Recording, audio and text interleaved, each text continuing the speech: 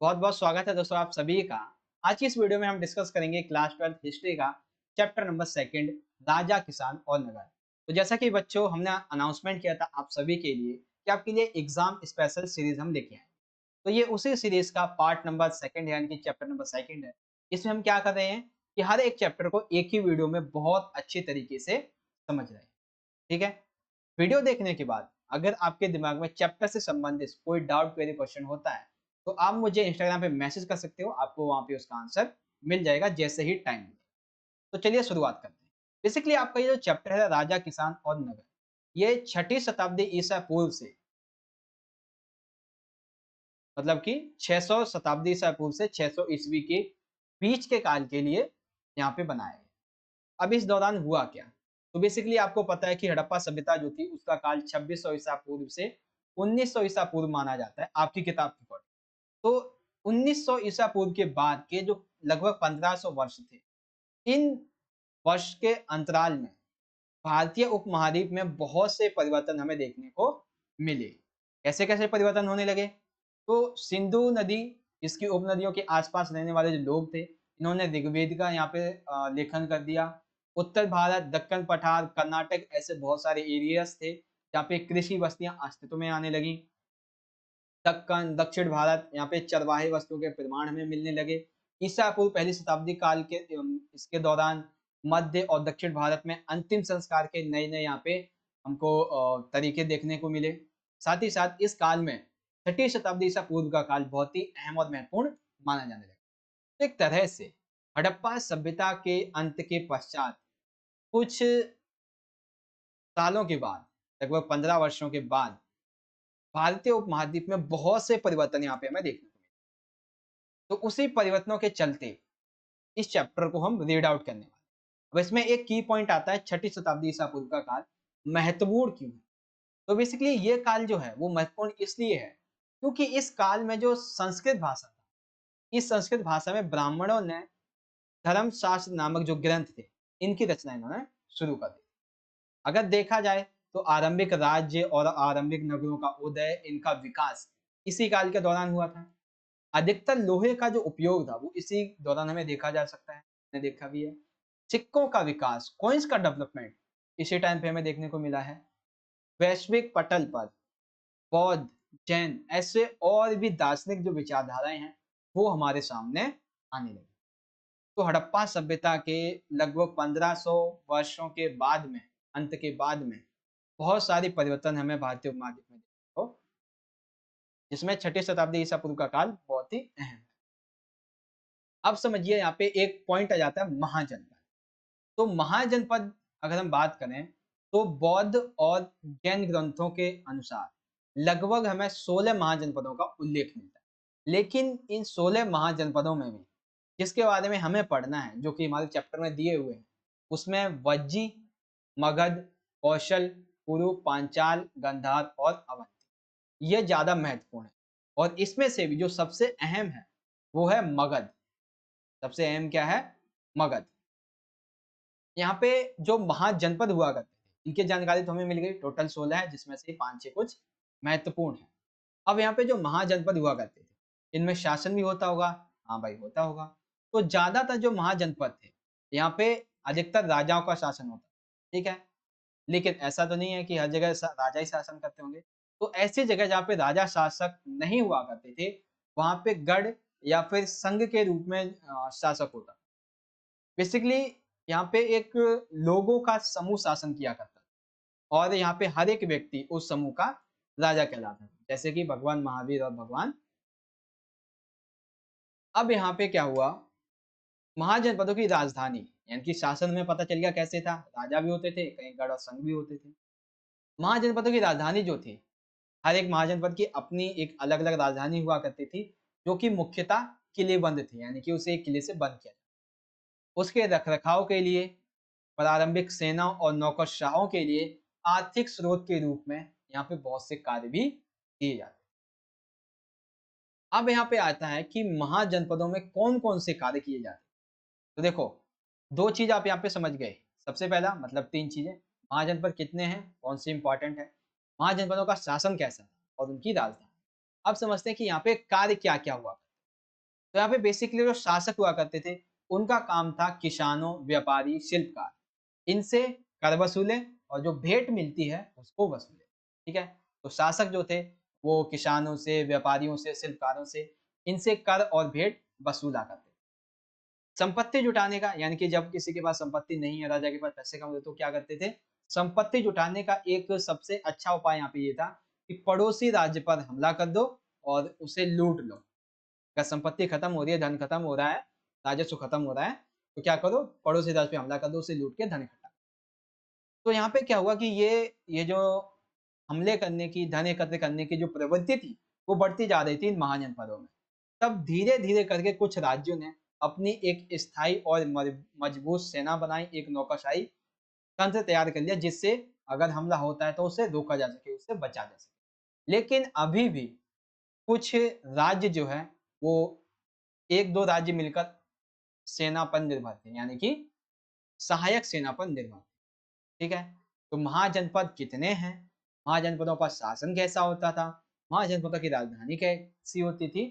और इनमें कौन-कौन से कार्य होते? सारी चीज़ें आपको यहाँ पे अच्छे से समझा दी। अब बढ़ते हैं अपने अगले पॉइंट की तरफ। तो यहाँ पे हम कुछ महत्वपूर्ण महाजनपदों को देखने वाले हैं। तो इसमें आप देख सकते हो, ये आपके बुक का मैप है।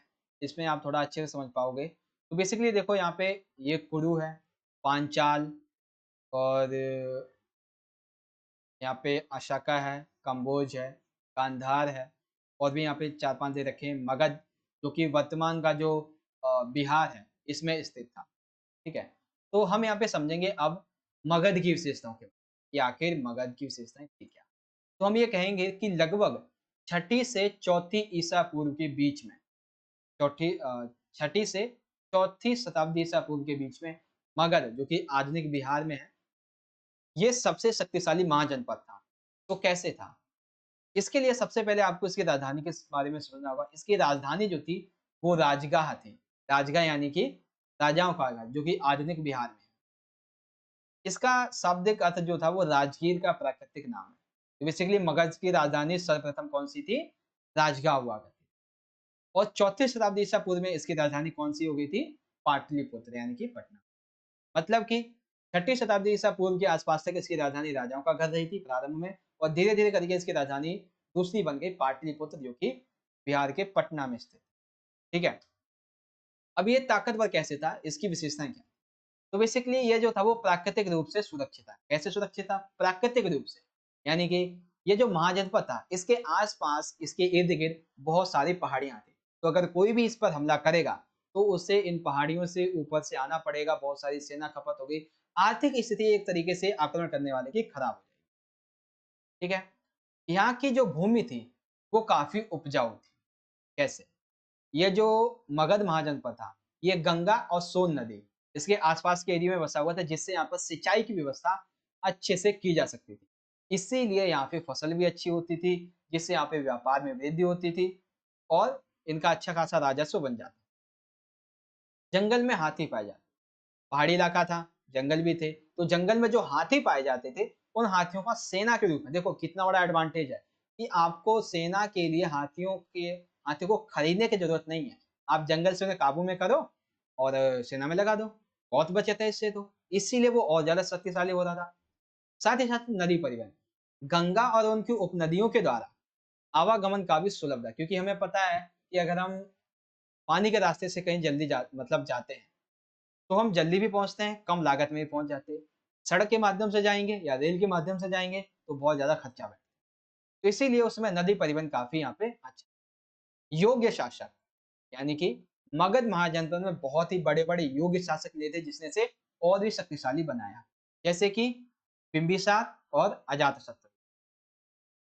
लोहे का उपयोग, अक्सर ऐसा माना जाता है कि वर्तमान की जो लोहे की खदान है, जो कि आधुनिक झारखंड में है, इन लोहे की खदानों से बहुत सारे लोहे के आधुनिक हथियार बनाए जाते थे, और कोई भी राज्य इस पर हमला करने से पहले 100 बार सोचता था। लोहे की खदानें इसके पास हैं, जंगलों में हाथी इसके पास हैं, उपजाऊ भूमि है, व्यापार बहुत बड़ा है, प्राकृतिक रूप से सुरक्षित है, तो इस पर हमला हम करें तो करें कैसे?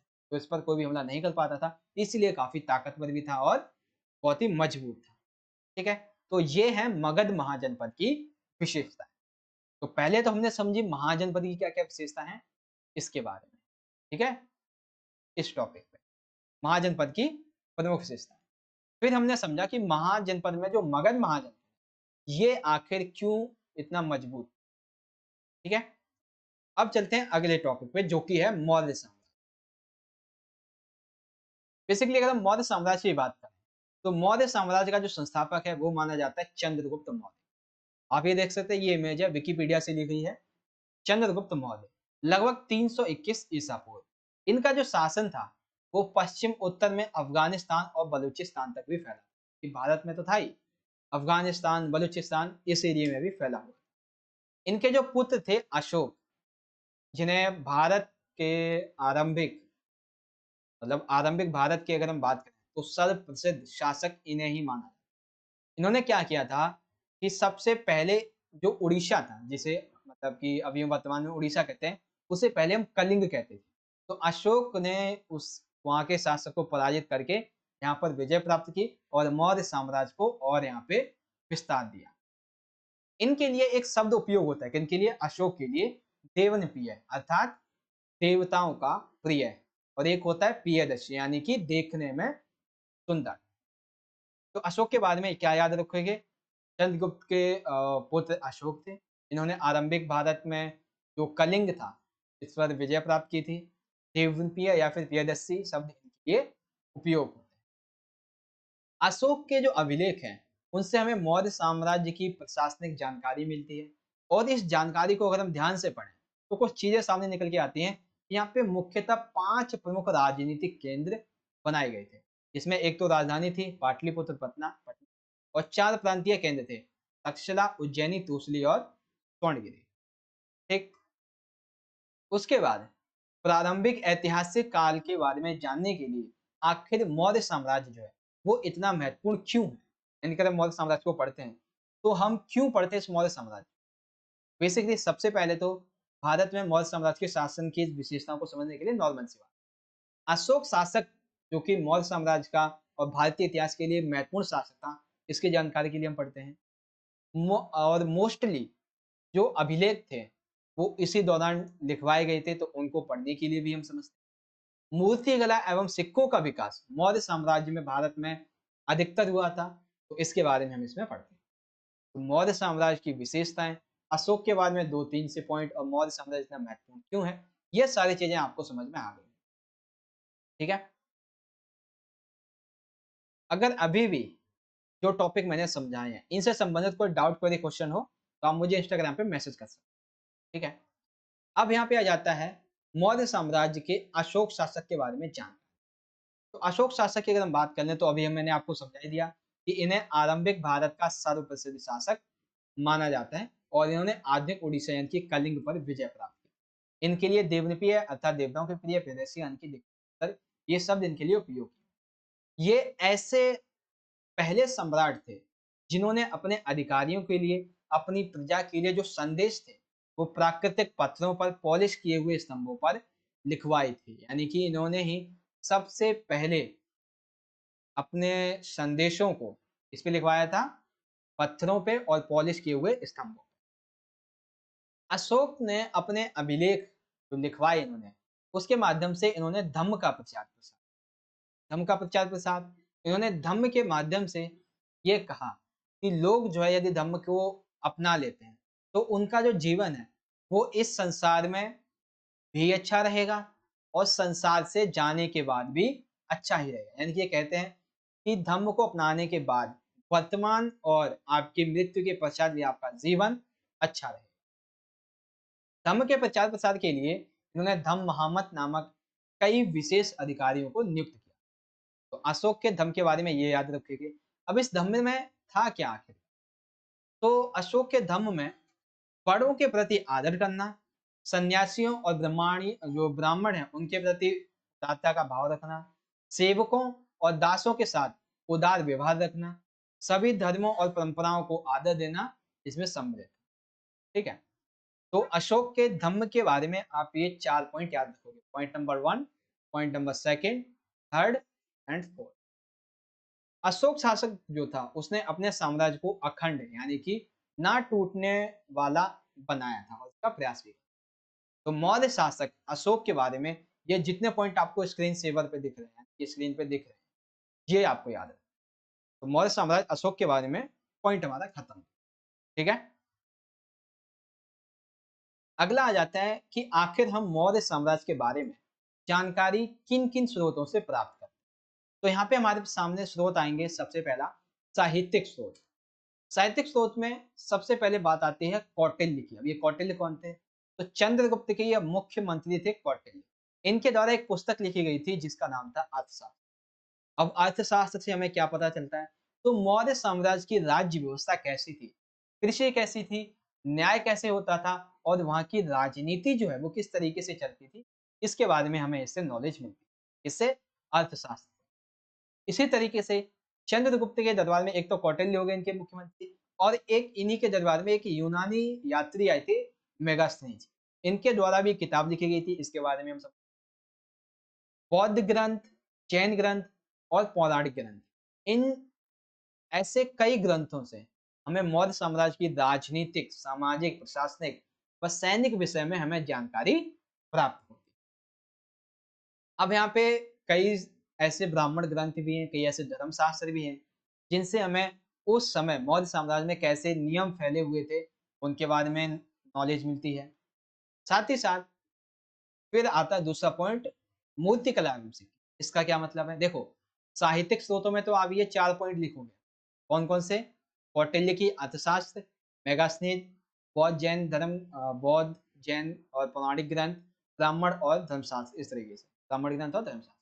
अब आता है मूर्तिकला एवं सिक्के।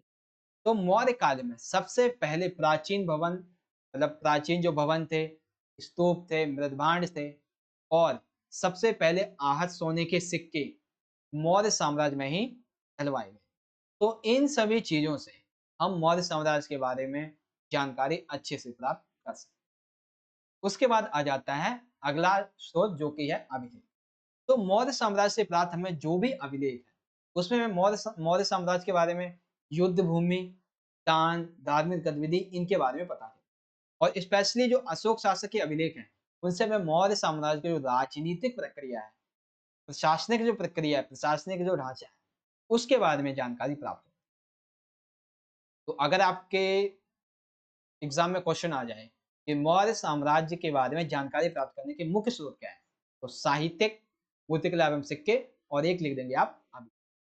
समझ में आ गया आप सभी को? अगले पॉइंट पे चलते।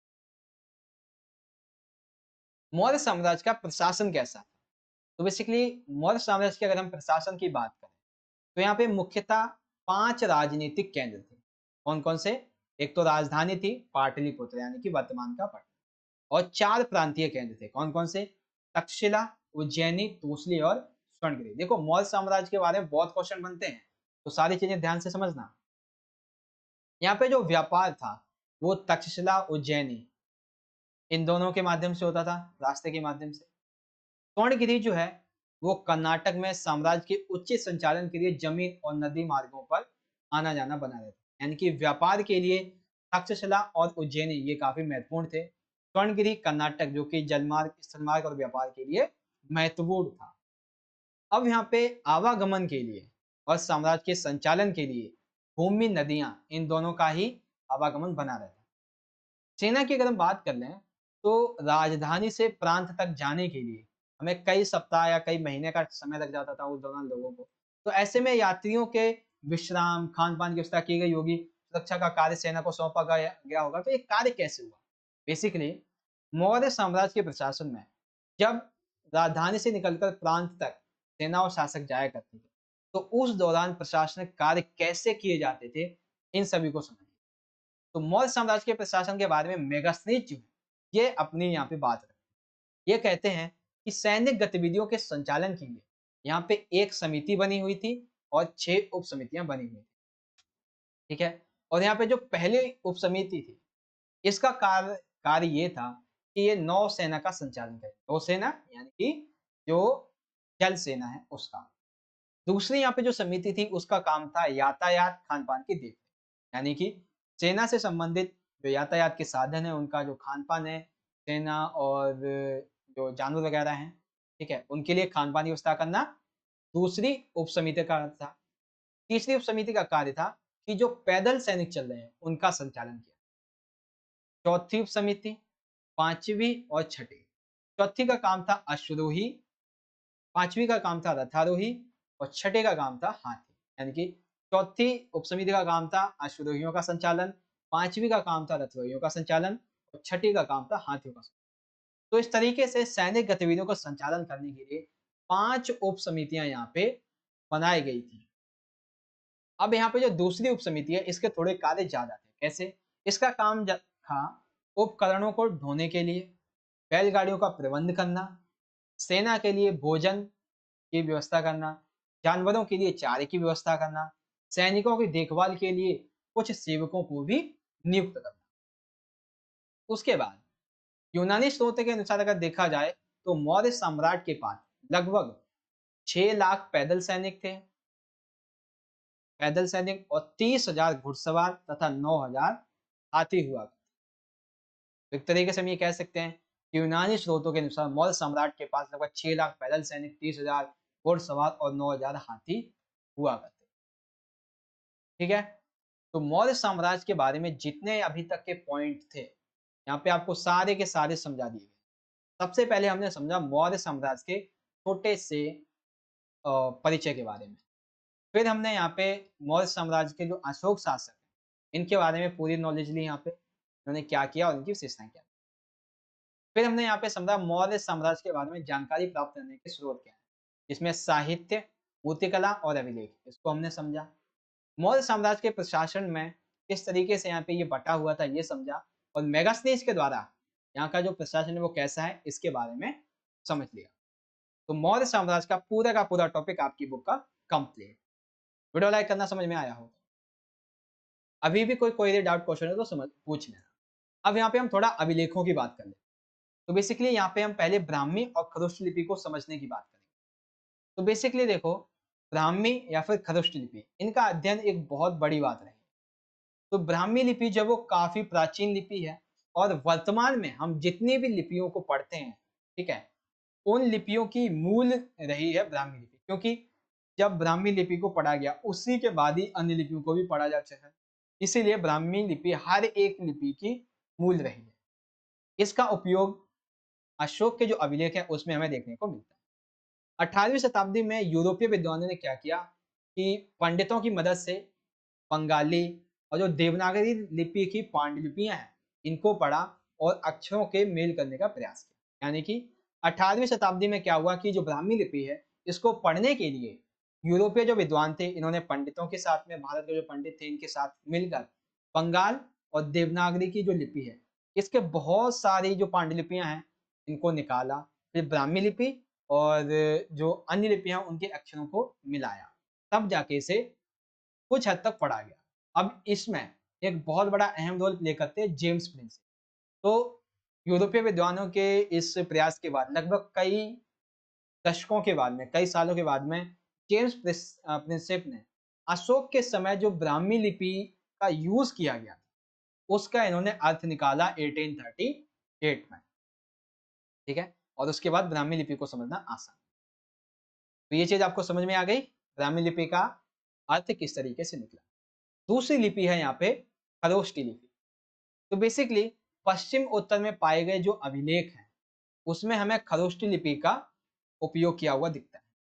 अब इसका अर्थ कैसे निकाला गया, तो हिंद यूनानी जो शासक थे, अभी हम आगे सिक्कों के बारे में समझेंगे, तो हिंद यूनानी शासक के द्वारा और राजाओं के द्वारा जो सिक्के ढलवाए गए थे उसमें राजाओं का नाम और राजा और उनका नाम खरोष्टी लिपि में लिखा हुआ।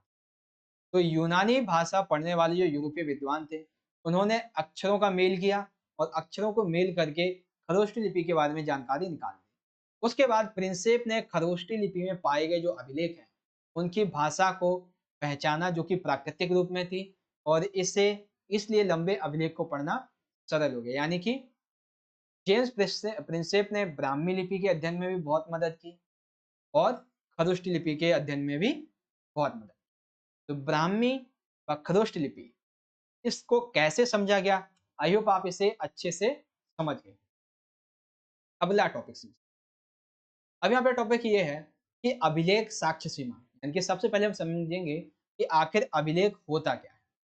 तो देखो बेसिकली अभिलेख क्या है कि पत्थर अथवा धातु, यानी कि या तो पत्थर या कोई धातु, कोई ऐसी जो कठोर हो, कठोर सतह, इन पर कोई उत्कीर्ण ऐसी पठन सामग्री जिसे पढ़ा जाए, उसे अभिलेख कहते हैं। यानी कि मान लेते हैं किसी पत्थर पे क्या है कि कुछ लिखवा दिया गया, तो जो पढ़ने लायक है, उसी को हम अभिलेख कह देते हैं।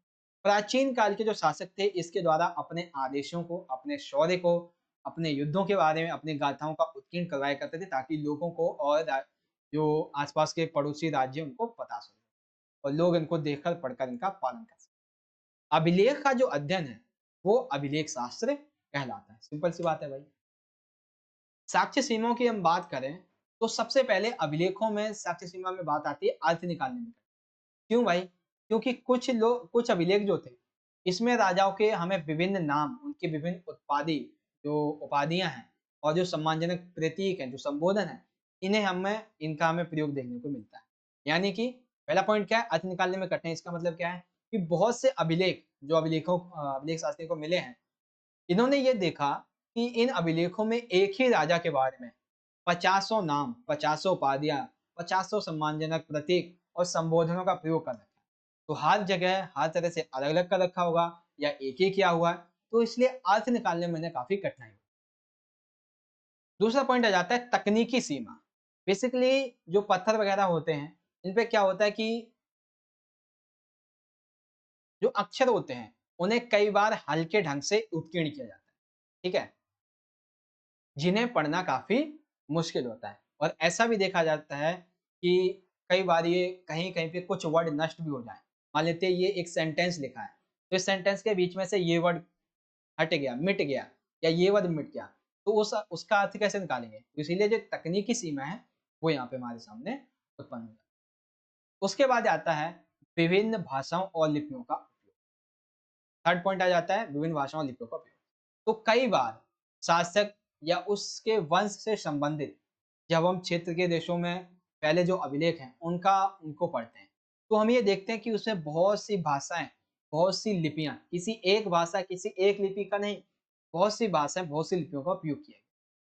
अभिलेखों में लिपियों को पढ़ने में कठिनाई आती थी, क्योंकि जिन युगों के वे अभिलेख हैं, उनके समकालीन अभिलेख में किसी और लिपि का उपयोग हुआ ही नहीं। यानी कि फॉर एग्जाम्पल हम मान लेते हैं ये ए एरिया है और ये एक बी एरिया है, ठीक है? तो यहाँ पे हम मान लेते हैं सी प्रकार की लिपि का उपयोग किया है।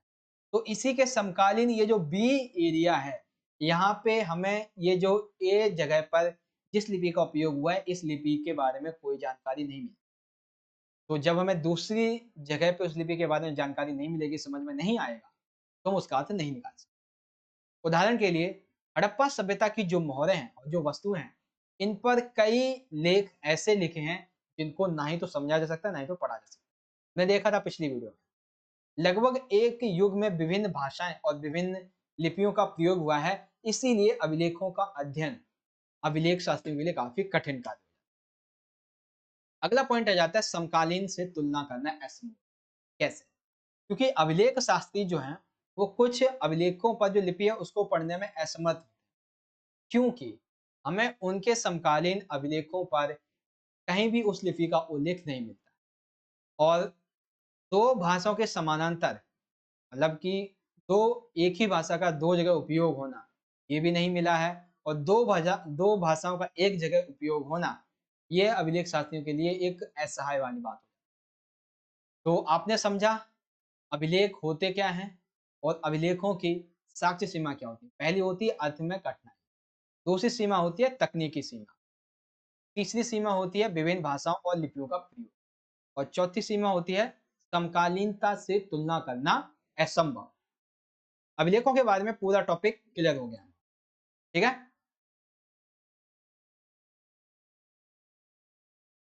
अब यहाँ पे अगला आ जाता है राजधर्म के नवीन सिद्धांत। पहला टॉपिक है राजधर्म के नवीन सिद्धांत, दक्षिण के राजा और सदा। तो बेसिकली दक्षिण भारत में तमिलनाडु, आंध्र प्रदेश, केरल ऐसे कुछ भाग आते हैं।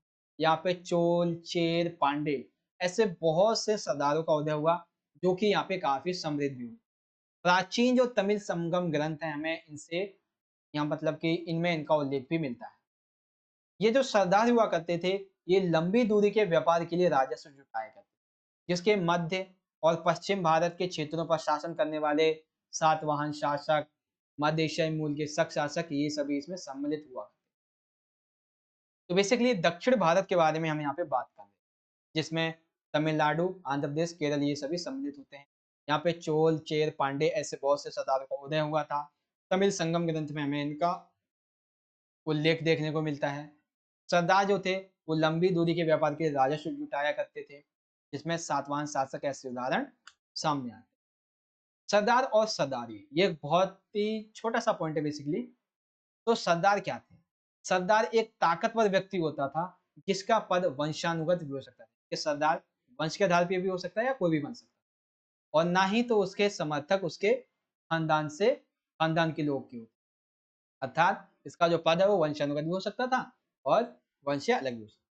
सरदार के कार्य में विशेष अनुष्ठानों का संचालन, युद्ध के समय नेतृत्व करना, विवादों को सुलझाने की मध्यस्थता की भूमिका निभाना, ये सभी सरदारों के कार्यों में सम्मिलित था। वह अपने अधीन जो लोग थे उनसे भेंटें प्राप्त करता था। कौन? सरदार। किनसे? अपने अधीन लोगों से। और जो राजा हुआ करते थे वो कर वसूला करते थे। सरदार अपने समर्थकों में उस भेंट का वितरण कर दिया करते थे।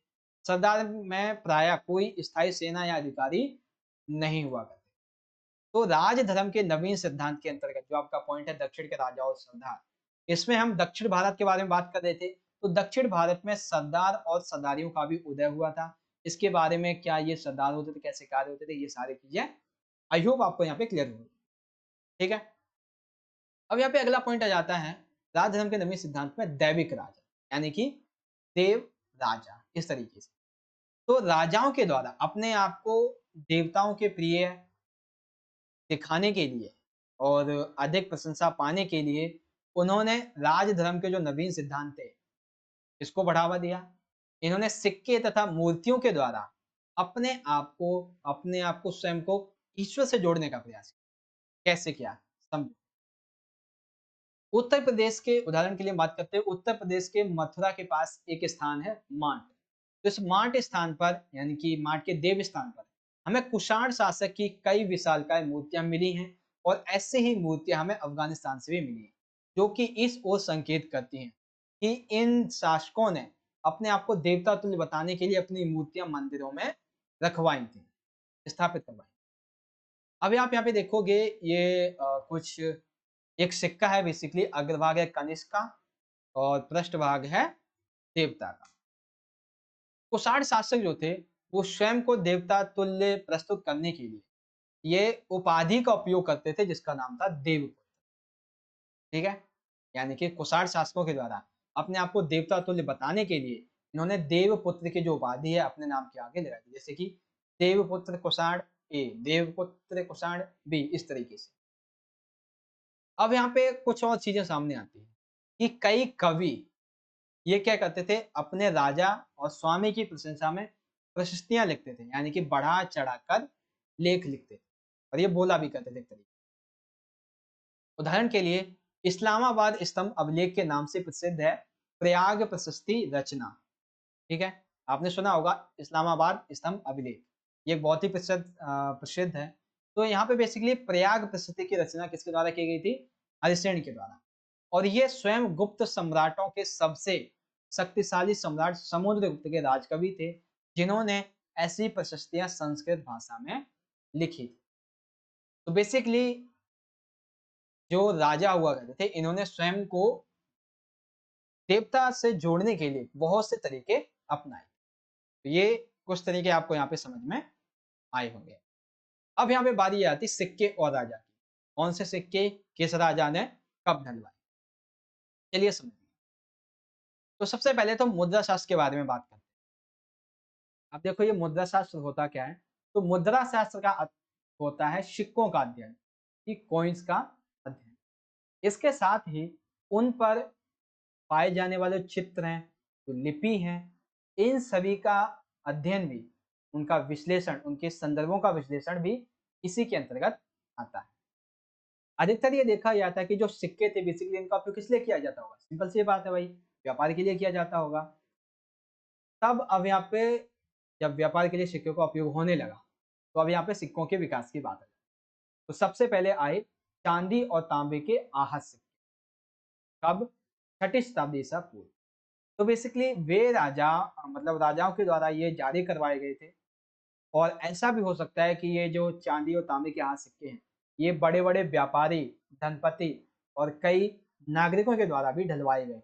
यानी कि चांदी और तांबे के आहत सिक्के 6ठी शताब्दी ईसा पूर्व शासक, व्यापारी, धनपति, नागरिक सभी के द्वारा ढलवाए गए। ठीक है?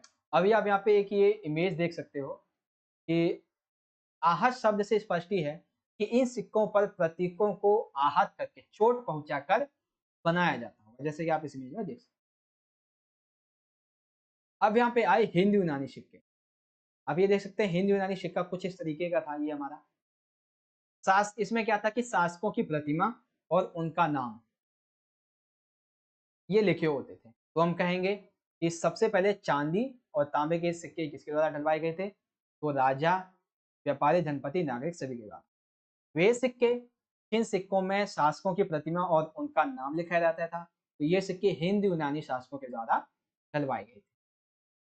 फिर यहाँ पे और सिक्के आ जाते हैं जो कि पहले आए अब कुषाण शासक। तो इन्होंने सबसे पहले प्रथम शताब्दी ईसा पूर्व सोने के सिक्के जारी किए और इन्होंने इन सोने के सिक्कों का उपयोग बहुमूल्य और भारी मात्रा में, बहुमूल्य जैसे कि हीरे वगैरह, ऐसे और भी बहुत सारी बहुमूल्य वस्तुएं हैं, तो उनके व्यापार के लिए और भारी मात्रा में, बहुत ही मात्रा में व्यापार करने के लिए इनका उपयोग किया। फिर आए गुप्त शासक। तो इन्होंने इन्होंने भी सोने के सिक्के ही डलवाए, लेकिन ऐसे सोने के सिक्के जिसमें सोना उत्तम किस्म का। तो देखो सोने के सिक्के तो कुषाण शासकों ने भी डलवाए। क्वेश्चन पूछा जाएगा कि सबसे पहले तो लिखेंगे हम कुषाणों ने, और पूछा जाएगा अति उत्तम सोने के सिक्के, तब हम कहेंगे गुप्त शासकों ने। ठीक है? और सबसे आखिरी आ जाता है पंजाब और हरियाणा। यहाँ के ऐसे क्षेत्रों में योधे, कबायली गणराज्य, यहाँ पर भी सिक्के जारी हुए। ठीक है? तो सिक्के और राजाओं के बारे में किसने किस किस तरीके के ढलवाए थे, ये सारी चीज आपको यहाँ पे समझ में आ गई।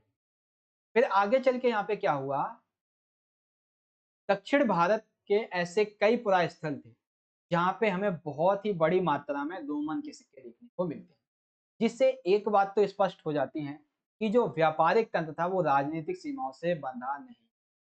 यानी कि जो सिक्के थे वो हालांकि किसी पर्टिकुलर एरिया में ही ढलवाए जाते होंगे, लेकिन उनका पूरे दक्षिण भारत में मिलना, साथ ही साथ ऐसे क्षेत्र में रोमन सिक्कों का मिलना, इस चीज को दर्शाता है कि जो व्यापार था वो केवल इन्हीं के राजनीतिक तंत्र में नहीं था, बल्कि ये अन्य जगहों से भी व्यापार किया करते। जैसे जैसे रोमन साम्राज्य का पतन हो गया, फिर जो दूर का व्यापार था वो खत्म होने लगा, और उन राज्यों में, उन समुदायों में जो क्षेत्रीय संपन्नता थी वो कम होने लगी, जिन्हें इस व्यापार से लाभ होता है।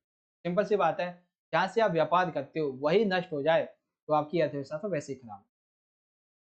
अब इस व्यापार की वजह से क्या हुआ कि जो सिक्के थे वो मिलने काफी कम हो गए। ठीक है? अब जब ये खत्म हो गया व्यापार, तब यहाँ पर नए नगर और नए नगरों के लिए नए व्यापारिक तंत्र यहाँ पे बनने शुरू हो गए। सिक्के कम मिलते थे, क्यों? क्योंकि या तो वे प्रचलन में कम थे, या तो उनका किसी ने संग्रह नहीं किया। कि वर्तमान में अगर हम स्रोतों की बात करें तो हमें सिक्के कम मिलते हैं, क्योंकि या तो वो प्रचलन में मान लेते हैं कि बहुत ज्यादा थे, और ज़्यादा होने की वजह से किसी ने इनका संग्रह भी नहीं किया, और साथ ही साथ पूर्ववर्ती व्यापार के बंद होने की वजह से इनके निर्माण पर भी रोक लग गई, ऐसा भी माना जाता है। हालांकि हम ये मानते हैं कि इस काल में जो सिक्के थे वो तो मिलना हमें कम हो गए, लेकिन उन सिक्कों के बारे में हमें आज भी कई सारे ऐसे अभिलेख ग्रंथ हैं जिसमें हमें सिक्कों की महत्वता के बारे में पता चलता है। ठीक है?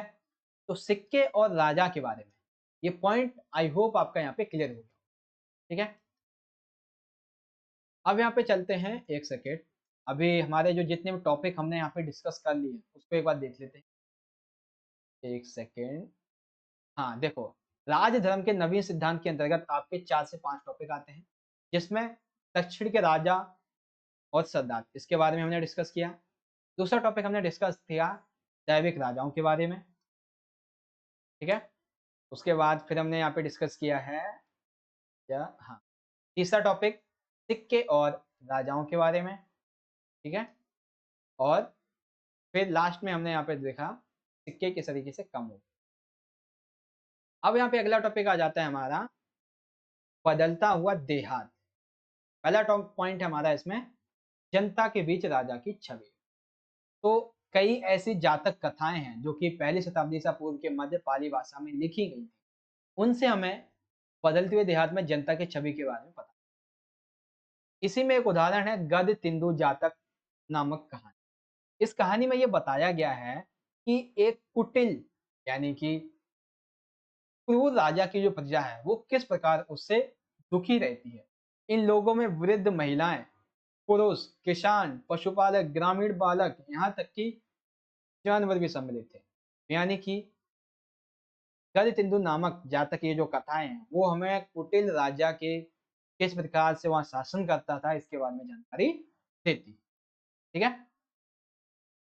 आगे समझिए यहाँ पे, जब राजा एक बार अपनी पहचान छुपाकर जनता के बीच में जाता है ये पता लगाने के लिए कि जनता जो है वो आखिर मेरे बारे में क्या सोचती है, तब ये देखते हैं कि लोग शासक को भला बुरा कहते हैं। क्यों कहते हैं?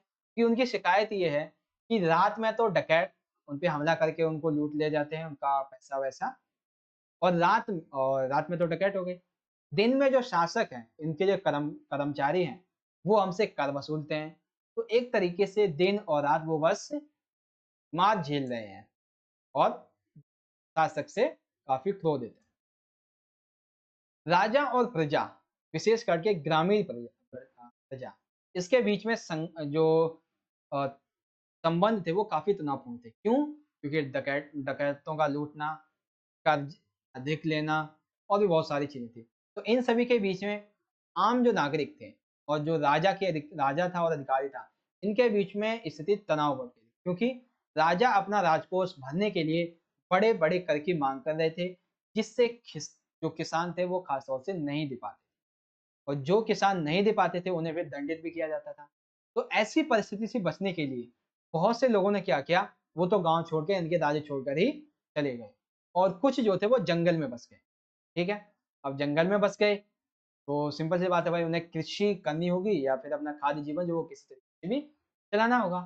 तो कुछ किसानों ने क्या किया, जंगल में जाने के बाद उन्होंने उपज को बढ़ाने के लिए, अपने व्यापार को बढ़ाने के लिए बहुत से कुछ तरीके निकाले। इसी में आ जाता है छठी शताब्दी से पूर्व के काल में कृषि उपज बढ़ाने के तरीके। तो पहला तरीका आया यहाँ पे हल का प्रचलन। गंगा व कावेरी नदियों के आसपास के क्षेत्र जहाँ पे अधिक वर्षा होती थी, भूमि उपजाऊ थी, वहां पर लोहे के फॉल लगी जो हल थे इनका उपयोग किया गया, जिससे कि कृषि उपज बढ़ गई, खाद्यान्न संकट जो था वो भी समाप्त हो गया, राजा को अपना घर भी मिलने लगा। दूसरा यहाँ पे आता है नई फसलों की खेती। हल के उपयोग की वजह से क्या हुआ कि भूमि जो थी वो काफी उपजाऊ बनने लगी। उपजाऊपन क्षमता अधिक होने की वजह से यहाँ पे सिंचाई की व्यवस्था अधिक होने की वजह से, सही होने की वजह से नई नई जो फसलें थी जैसे कि धान, ऐसी नई नई फसलों की खेती करना यहाँ पे शुरू हो गया। सिंचाई का विकास बहुत अच्छा है। अभिलेखों के अध्ययन से हमें ये पता चलता है कि किसान या फिर जमींदार हो गए, इन्होंने सिंचाई के विकास के लिए व्यक्तिगत जलाशय भी बना रखे थे, नहरें, नदियों से नहरें निकाल रखी थी और कुछ न थे कुओं का भी निर्माण करवाया हुआ, ठीक है। तो ये 3 पॉइंट आप देखेंगे कि छठी शताब्दी से पूर्व के काल में कृषि उपज बढ़ाने के कौन कौन से तरीके अपनाए और ये किस लिए अपनाए गए थे। तो जब राजा और प्रजा के बीच में तनाव जो संबंध है वो काफी तनावपूर्ण बनने, कुछ लोग राज्य छोड़ के ही चले गए, कुछ जंगल में बच गए और कुछ उसी राज्य में रहने को मजबूर थे, तो उन्होंने क्या किया कि उपज बढ़ाने के कुछ नए तरीके अपनाए, ठीक है। अगला पॉइंट देखते हैं। अब यहाँ पे है कि उस बदलते हुए देहात में ग्रामीण समाज में विभिन्नताएं कैसी हुई। तो देखो, खेती की जो तकनीकें थी इनका विकास तो हम मानते बहुत हुआ, लेकिन इनका विकास और इनका जो लाभ था वो एक समान नहीं था। क्यों नहीं था? क्योंकि यहाँ पर भूमि के स्वामित्व, श्रम और नई प्रौद्योगिकी के उपयोग पर आधारित। यानी कि ये खेती की जितने भी यहाँ पे विकास की बात की गई है, ये इस बात पर निर्भर करती थी कि भूमि का स्वामित्व किसके पास कितना ज़्यादा है, कौन कितना श्रम लेके आ सकता है, किसके पास कितनी नई प्रौद्योगिकी। बौद्ध कथाओं से हमें पता चलता है कि कई भूमिहीन खेतिहर जो थे, वो श्रमिक, छोटे किसान और बड़े-बड़े जमींदारों का उल्लेख किया गया है। यानी कि बौद्ध कथाओं में हमें भूमिहीन खेतिहर, श्रमिक, छोटे किसान, बड़े-बड़े जमींदार, इन सभी का उल्लेख हमें देखने को मिलता है। आप समझते हैं कैसे? तो कई बार बड़े-बड़े जमींदार और ग्राम प्रधान ये शक्तिशाली माने जाते थे और ये क्या करते थे? किसानों पर नियंत्रण रखते थे। यानी कि 2 वर्ग हो गए, कौन-सा? एक तो वो वर्ग जो नियंत्रण में है और एक वो वर्ग जो जिसके पास ज़मीन बहुत है, पैसा बहुत है, शक्ति भी एक तरीके।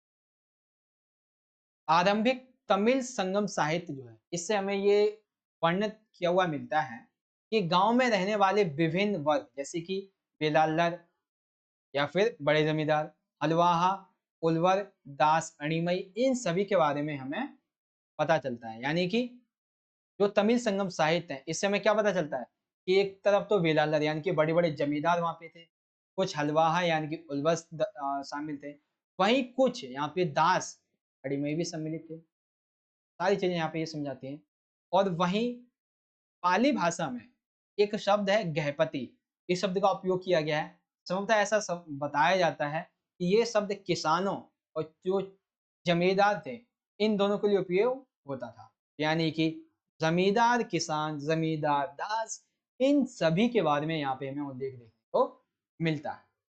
बेसिकली जो गृहपति है, संभवतः ये एक घर का मुखिया होता था और घर में रहने वाली महिलाएं, बच्चे, नौकर, इन दासों पर ये नियंत्रण करता था। घर से जुड़े भूमि, जानवर, अन्य सभी वस्तुओं का ये मालिक होता था। कभी भी इस शब्द का प्रयोग नगरों में रहने वाले संभ्रांत व्यक्तियों या फिर व्यापारियों के लिए भी होता था। तो बेसिकली गृहपति क्या है? एक घर का मुखिया जिसका अपने सभी सदस्यों पर नियंत्रण था। उससे जुड़ी भूमि, जानवर, सभी वस्तु पर उसका नियंत्रण हुआ करता था, वह मालिक था। इस शब्द का उपयोग कई बार नगरों में रहने वाले व्यक्ति व्यापारियों के लिए भी देखने को मिला। तो बदलते हुए देहात में बड़े-बड़े जमींदार, छोटे-छोटे किसान, दास ये सभी सम्मिलित थे। कैसे थे? ये सारी चीज़ें आपको समझ में आ ठीक है? अब यहाँ पे आ जाता है कि भूमिदान और नए संभ्रांत पर। जब हमने ये देख लिया कि ग्रामीण समाज में कई सारी विभिन्नताएँ यहाँ पे फैली हुई हैं, तो इन सभी के बावजूद भी कई बार यहाँ पे भूमिदान वगैरह हमें देखने को मिलता था। कैसे? समझेंगे? तो भूमिदान और नए संभ्रांत ग्रामीण ईसवी की आरंभिक शताब्दियों से भूमिदान के प्रमाण मिलते हैं। यानी कि सिंपल सी बात है भाई कि भूमिदान के बारे में, नए संभ्रांत ग्रामीण के बारे में हमें ईसवी की प्रारंभिक शताब्दियों के बारे में पता चलता है। देखो, साहित्य, अभिलेख पत्रों पर लिखे गए थे, यानी कि साहित्य हो गए, अभिलेख हो गए, इन पे लिखे गए थे और कई तो हमें ताम्र पत्रों पर भी खुदे हुए मिलते हैं। यानी कि भूमिदान के बारे में, नए संभ्रांत वर्ग के बारे में हमें साहित्यों से, अभिलेखों से और ताम्र पत्रों से भी पता चलता है। साधारण तौर पर धार्मिक संस्थाएं या फिर ब्राह्मणों को दान दिया जाता था, क्योंकि जो दान था वो साधारण तौर पर किसको दिया जाता था? या तो कोई धार्मिक संस्था या तो ब्राह्मण। अब यहाँ पर कुछ उदाहरण देखने को मिलते हैं, जैसे कि पहला उदाहरण है प्रभावती गुप्त का, जो कि चंद्रगुप्त द्वितीय की पुत्री थी। यहाँ पर इनका जो विवाह था, वो बेसिकली दक्कन पठार के वकाटक परिवार में हो गया।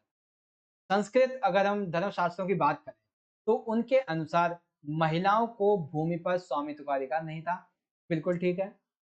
लेकिन हमें एक अभिलेख ऐसा भी मिला है, जिससे पता चलता है कि प्रभावती गुप्त ये भूमि की स्वामी थी और इन्होंने दान भी दिया था। तो यहाँ पे 1-2 पॉइंट और आ जाते हैं ग्रामीण प्रजा के। तो बेसिकली ब्राह्मण, किसान और कई ऐसे अन्य वर्ग थे, जो शासकों या फिर उनके प्रतिनिधियों को कई प्रकार की वस्तुएँ प्रदान किया करते थे, यानी कि ये भी दान के संदर्भ में आया। अभिलेखों के अनुसार इन लोगों को गाँव के नए प्रधान की आज्ञाओं का पालन करना पड़ता था और संभवतः उसे भुगतान करना पड़ता।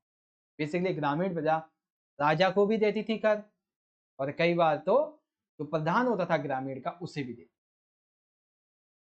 ठीक है, तो बेसिकली हम क्या क्या याद रखेंगे यहाँ पे कि भूमिदान नए संभ्रांत वर्ग के बारे में साहित्य, अभिलेख और ताम्रपत्रों से पता चलता है। साधारण तौर पर ये जो दान था वो धार्मिक संस्थाओं या फिर ब्राह्मणों को दिया जाता है।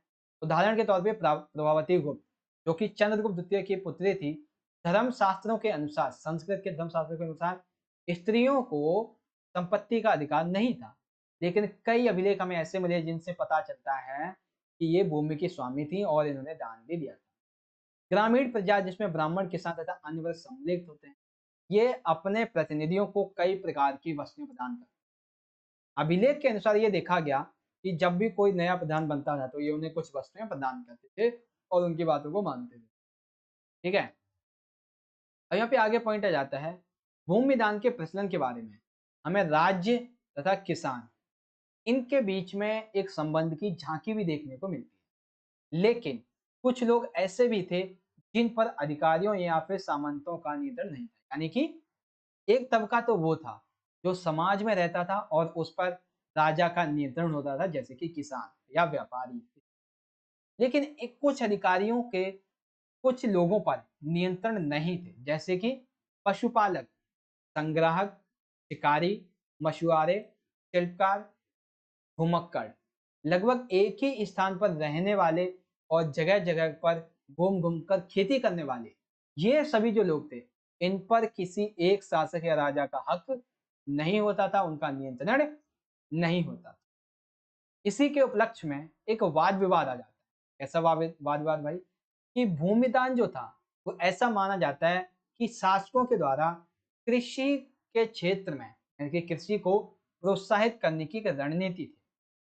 लेकिन कुछ विद्वानों का कहना ये है कि भूमिदान जो था वो भूमिदान से ये हमें पता चलता था कि शासक जो है वो दुर्बल हो रहा है, उसका राजनीतिक प्रभाव कमजोर हो रहा है, अर्थात राजा का शासन सामंतों पर दुर्बल हो रहा है। कुछ लोग ये कहते थे, कुछ विद्वान ये भी कहते हैं भूमिदान के बारे में कि शासक अपनी शक्ति का आडंबर प्रस्तुत करने के लिए भूमिदान देता है। अब यहाँ पे एक बात आ जाती है अग्रहार की। तो ये अग्रहार क्या है? तो उस भूभाग को अग्रहार कहते हैं जो ब्राह्मणों को दान में दिया जाता है, और इस भूभाग से ब्राह्मणों से किसी भी प्रकार का कोई कर नहीं लिया जाता, बल्कि ब्राह्मणों को यह अधिकार था कि वो लोगों से कर वसूल सके अपनी भूमि से। ठीक है, तो भूमिदान के बारे में, नए संभ्रांत वर्ग के बारे में आपको ये सभी पॉइंट्स यहाँ पे याद रखें। तो बदलते हुए देहात के बारे में ये सारे पॉइंट्स आई होप इजीली तरीके से आपको समझ में। अब यहाँ पे आ जाता है हमारा अगला पॉइंट, नगर एवं व्यापार। तो अब यहाँ पे नए नगर आ गए थे, संभ्रांत वर्ग और शिल्पकार के बारे में समझते हैं। तो बेसिकली छठी शताब्दी ईसा पूर्व इसके अधिकांश नगर महाजनपद राजधानी थी, यानी कि एक तरीके से छठी शताब्दी ईसा पूर्व के आसपास हमें पता है कि जो महाजनपद हुआ करते थे इनकी अपनी अपनी राजधानियां हुआ करती थी, और जहाँ पे संचार जो कि संचार मार्गों यानी कि नदी मार्ग हो गए, शहर हो गए, ऐसी जगहों पे ये बसे हुए थे। इसी के उपलक्ष्य में एक स्थान था पाटलिपुत्र। ये कहाँ पे बसा हुआ था? नदी के किनारे। उज्जैनी, ऐसे बहुत से नगर जो कि भूतल के किनारे बसे हुए थे। कुहार जो कि समुद्र तट, मथुरा, ऐसे कई अनेक शहर जो व्यावसायिक, सांस्कृतिक और राजनीतिक गतिविधियों के केंद्र थे। फिर आगे क्या होता है इसमें? यहाँ से हमें खुदाई के दौरान बहुत सारे उत्कृष्ट श्रेणी के मिट्टी के कटोरे मिले हैं, कुछ थालियां मिली हैं जिन पर चमकदार कलई चढ़ी हुई होती थी। संभवतः इनका उपयोग अमीर लोगों के द्वारा किया जाता होगा।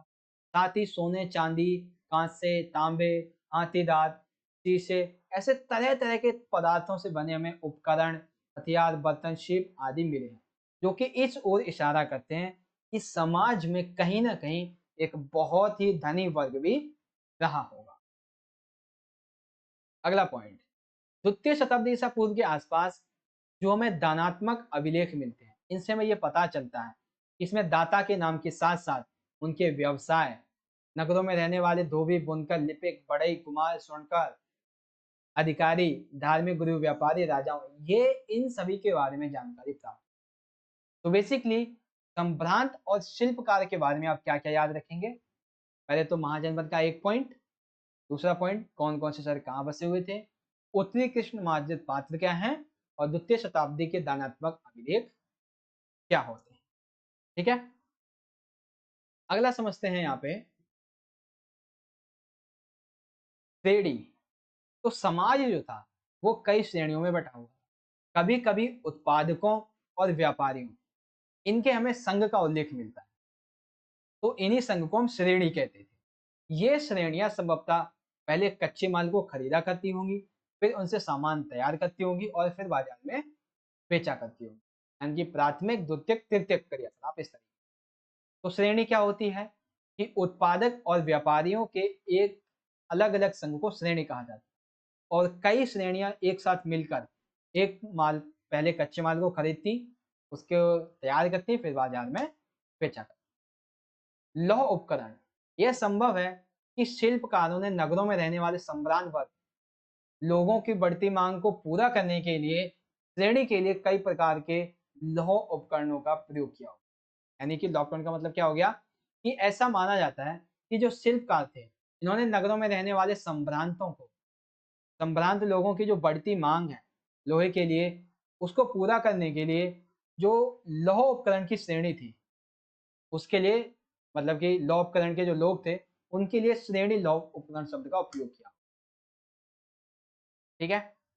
तो ये चीज़ आपको समझ में आ गई संभ्रांत वर्ग और व्यापार क्या है, शिल्पकार के बारे में।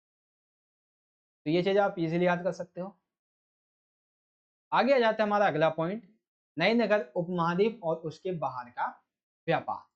तो लगभग छठी शताब्दी ईसा पूर्व के बाद, मतलब छठी शताब्दी ईसा पूर्व से ही उपमहाद्वीप में नदी मार्गों के द्वारा, भूमार्गों के द्वारा व्यापार का एक जाल सा बिछ गया।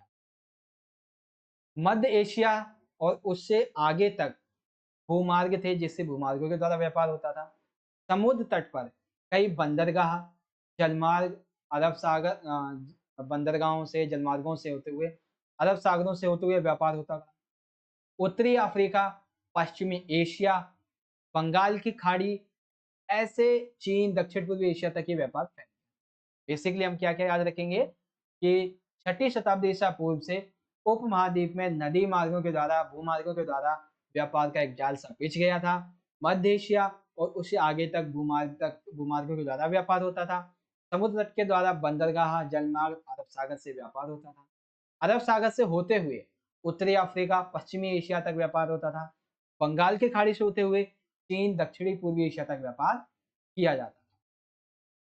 अब यहाँ पे जो शासक हुआ करते थे, उन्होंने क्या किया, इन व्यापार मार्गों को अपने नियंत्रण में ले लिया और वे अपने नियंत्रण में लेने के बाद व्यापारियों के लिए, उनकी सुरक्षा करने के लिए, रास्ते के रखरखाव के लिए ये उनसे कर लिया करते थे।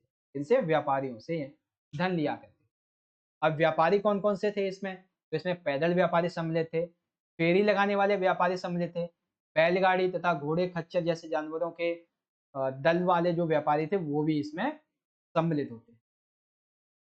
तमिल भाषा में मस्तुवन और प्राकृतिक भाषा में सत्यवाह और सेठी नाम से प्रसिद्ध जो बड़े-बड़े व्यापारी हैं, इनके बारे में हमें पता चलता है।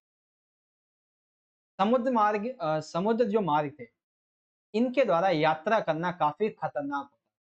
खतरनाक तो था, लेकिन ये काफ़ी लाभदायक होता है। आगे, नमक, अनाज, कपड़ा, धातु उत्पाद, पत्थर, लकड़ी, जड़ी-बूटी, ऐसे अन्य प्रकार की वस्तुओं का एक स्थान से दूसरे स्थान उत्पादन और भेजा जाता है। सबसे आखिरी, अरब सागर के रास्ते से होते हुए भूमध्य क्षेत्र तक रोमन साम्राज्य में काली मिर्च का, मसालों का, कपड़ों, जड़ी-बूटियों, इन सभी का व्यापार किया जाता था। ठीक है? तो नगर एवं व्यापार, उपमहाद्वीप और उसके व्यापार के बारे में ये सारी की सारी चीजें आई होप आपको अच्छे से क्लियर हो गई होगी। ठीक है? ये पूरा का पूरा चैप्टर हमारा और जो पॉइंट्स थे हमारे वो यहाँ पे कंप्लीट हो जाते। तो हमने अभी लास्ट पॉइंट कौन सा देखा था? व्यापार के बारे में। और ये सभी पॉइंट्स हमारे यहाँ पे क्लियर हो जाते हैं। तो आज का हमारा ये जो चैप्टर था राजा किसान और नगर, चैप्टर नंबर 2, आई होप इसके बारे में आपको जितना मैंने आज की इस वीडियो में समझाया है सारी की सारी चीजें आपको अच्छे से समझ में आ गई। अगर आपको वीडियो अच्छी लगी और सारी चीजें आपको अच्छे से समझ में आई हो तो वीडियो को ज्यादा से ज्यादा लाइक कीजिएगा, अपने दोस्तों के साथ भी शेयर करना ताकि उन्हें भी इसके बारे में पता चल सके और सारी के सारी चीजों के बारे में अच्छे से इस चैप्टर को वो भी समझ सके। वीडियो अच्छी लगी हो तो वीडियो को ज़्यादा से ज़्यादा लाइक करें, शेयर करें, कमेंट में अपना फीडबैक जरूर दीजिएगा। चैनल को अगर अभी तक आपने सब्सक्राइब नहीं किया है तो कर लीजिए, क्योंकि ऐसे ही और भी इम्पोर्टेंट वीडियोस हम आपके लिए लेके आते रहेंगे। मिलेंगे आपसे अगली वीडियो में, तब तक के लिए आप पढ़ते रहें और अपना ख्याल रखें। धन्यवाद। जय हिंद, वंदे मातरम।